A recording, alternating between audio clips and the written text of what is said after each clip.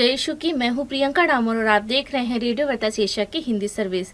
कलीसिया समाचार में आप सभी का स्वागत है। कलीसिया समाचारों में प्रमुख है, म्यांमार हवाई हमले में कैथोलिक चर्च पर बमबारी।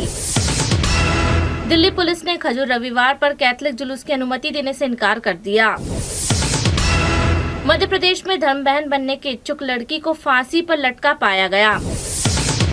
छत्तीसगढ़ के न्यायालय ने धर्मांतरण मामले में धर्म बहन की अग्रिम जमानत खारिज कर दी।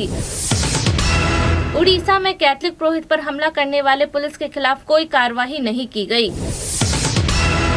अशांत मणिपुर राज्य में हिंदुओं ने वार्षिक तीर्थ यात्रा रद्द की।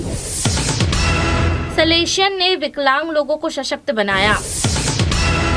भारतीय धर्म बहन संत बनने के करीब। अब जानते समाचार विस्तार से। म्यांमार हवाई हमले में कैथोलिक चर्च पर बमबारी। म्यांमार के सैन्य जुंटा और प्रतिरोध बलों के बीच चल रही लड़ाई के बीच चीन राज्य में एक कैथोलिक चर्च हवाई हमले में नष्ट हो गया, जो 8 अप्रैल को देश के एकमात्र ईसाई बहुलक क्षेत्र में ईसाई समुदाय के लिए एक और दुखद झटका है।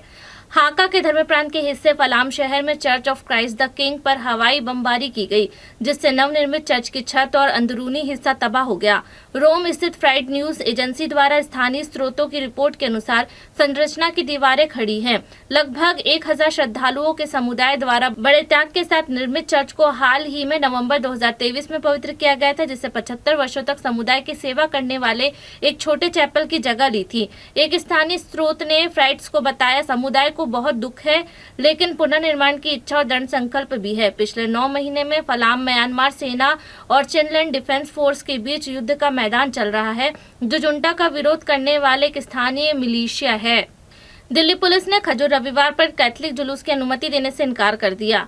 दिल्ली पुलिस ने 13 अप्रैल को खजूर रविवार पर कैथोलिक जुलूस की अनुमति देने से इनकार कर दिया। दिल्ली के आर्चडायसिस के कैथोलिक एसोसिएशन ने ईसाइयों को वार्षिक वे ऑफ द क्रॉस जुलूस की अनुमति देने से इनकार करने के लिए दिल्ली पुलिस की निंदा की है। CAAD के अध्यक्ष श्री AC माइकल ने एक प्रेस बयान में कहा, दिल्ली के आर्चडायसिस का कैथोलिक समुदाय इस साल वार्षिक वे ऑफ द क्रॉस जुलूस आयोजित करने की अनुमति देने से इनकार करने पर गहरा सदमा और पीड़ा व्यक्त करता है।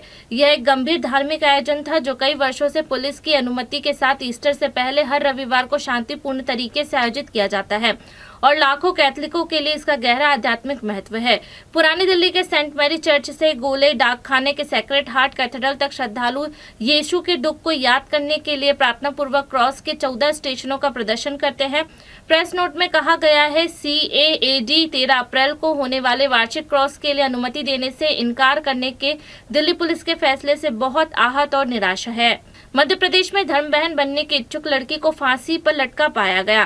कैथोलिक धर्म बहन बनने के इच्छुक 17 वर्षीय लड़की मध्य भारत में एक कॉन्वेंट के कमरे में छत के पंखे से लटकी हुई पाई गई, लेकिन हिंदू समूह के दबाव के बाद पुलिस ने एक पुरोहित को हिरासत में ले लिया। पीड़ित के कॉन्वेंट की देखरेख करने वाली सतना की ईस्टर्न राइट सिरोमालाबाद डायसेशन के अधिकारी के अनुसार धर्म बहन बनने की इच्छुक प्रतिमा बोघवर को 13 अप्रैल को नजदीकी सरकारी अस्पताल ले जाया गया, जहां डॉक्टरों ने उसे मृत घोषित कर दिया।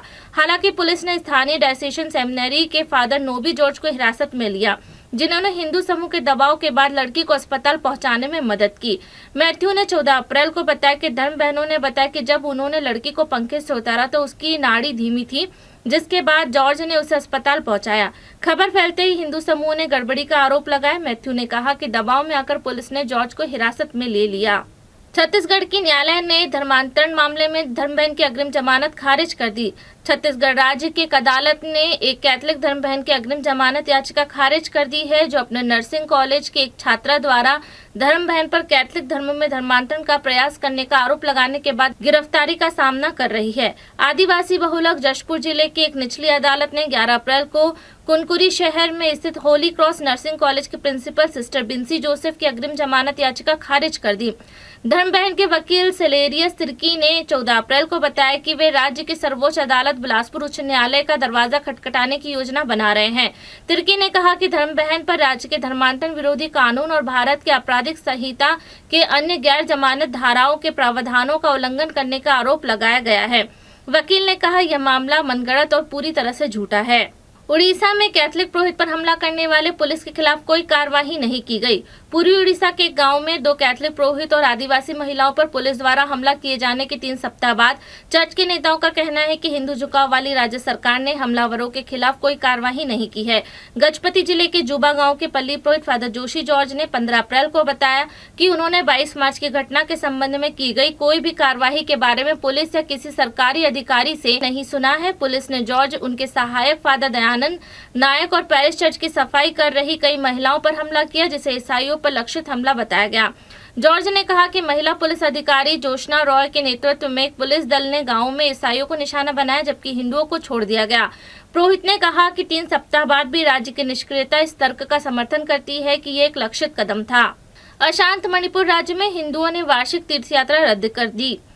सूत्रों के अनुसार अशांत मणिपुर राज्य में हिंदू बहुलक मैतेई समुदाय ने क्षेत्र में मुख्य रूप से ईसाई आदिवासियों से कथित खतरे के बाद पवित्र पहाड़ियों की वार्षिक धार्मिक तीर्थ यात्रा रद्द कर दी है।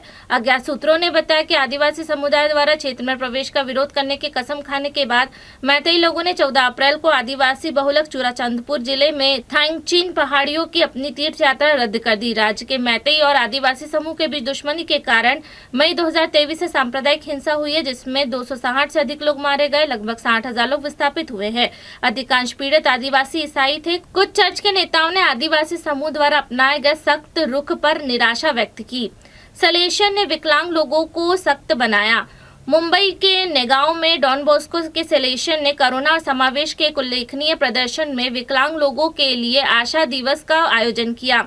यह कार्यक्रम 10 अप्रैल को डॉन बॉस्को स्कूल नेगांव के निदेशक फादर मार्टिन डोमिनिक के मार्गदर्शन में फादर माइकल गोंजाल्विस और उनके सामाजिक कार्यकर्ता की टीम के नेतृत्व में समर्पित अंतर धार्मिक स्वयंसेवी संगठन अपांग सेवा के साथ साझेदारी में आयोजित किया गया था। इस कार्यक्रम में लगभग 400 विकलांग व्यक्तियों ने भाग लिया, जिसमें एकजुटता और सशक्तिकरण का एक जीवंत माहौल बना। इसकी शुरुआत एक हार्दिक प्रार्थना के साथ हुई, जिसके बाद फादर गोंजाल्विस ने सेलेशन और मेरी हेल्प ऑफ क्रिश्चियन पैरिश के पैरिशन और युवा समूह के प्रति आभार व्यक्त किया, जिन्होंने इस दिन की सफलता सुनिश्चित करने के लिए उनकी दृढ़ प्रतिबद्धता के लिए आभार व्यक्त किया। भारतीय धर्म बहन संत बनने के करीब। एक भारतीय कैथलिक धर्म बहन धन्य बनने के करीब है। 14 अप्रैल को पोप फ्रांसिस ने एलिसवा वकाइल के लिए डिक्री प्रकाशित की, जिसमें उन्हें अन्य लोगों के साथ धन्य घोषित करने के अधिकार दिया गया।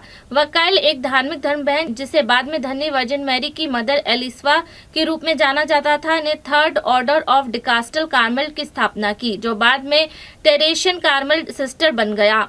यह 1966 में केरल में महिलाओं के लिए पहली स्वदेशी कार्मेलाइट मंडली थी। पोप फ्रांसिस ने वकाइल को जिम्मेदार ठहराए गए चमत्कारों को मान्यता दी। धार्मिक जीवन में प्रवेश करने से पहले उसने शादी की और अन्ना नाम की एक बेटी को जन्म दिया।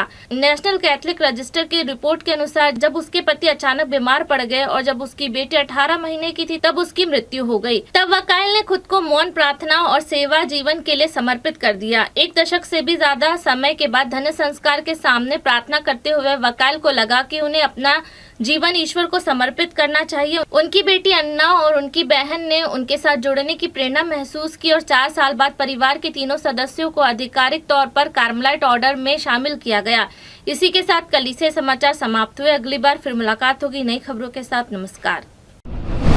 रेडियो वेरितास एशिया आपके लिए लेकर आए हैं RVA mobile app. RVA mobile app पर हमारे विभिन्न प्रकार के कार्यक्रमों का लाभ लें, हमसे जुड़े और एशियाई ईसाईयत की आवाज का हिस्सा बने।